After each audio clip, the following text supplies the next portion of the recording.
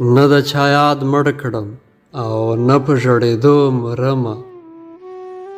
زهر په څو د دوکانداره زه په څو مرمه. د لاس خوشبو دی د انکار له لیکې راشي وه. هم مې ژوندی ساتي او هم په کاغذو مرمه.